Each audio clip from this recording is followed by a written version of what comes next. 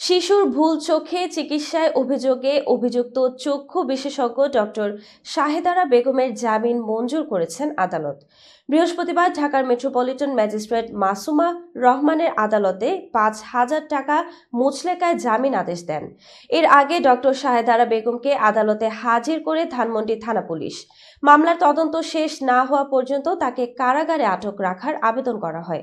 তবে আসামি পক্ষ জামিনের জন্য আবেদন করলে শুনানি শেষে আদালত জামিন মঞ্জুর করেন।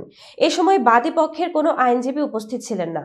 মঙ্গলবার ঢাকার ধানমন্ডিতে বাংলাদেশ আই হসপিটালে শিশু ইর্তিজা আরিজ হাসানের ভুল চোখে চিকিৎসার অভিযোগে মামলা দায়ের করেন তার বাবা মাহমুদ হাসান।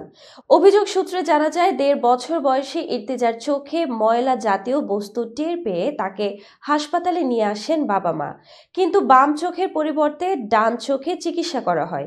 পরে বিষয়টি বুঝতে পেরে চিকিৎসক দুঃখ প্রকাশ করে বাম চোখের চিকিৎসা সম্পূর্ণ করেন। মামলার পরদিন পুলিশ ডক্টর শাহেদারা বেগমকে গ্রেফতার করে।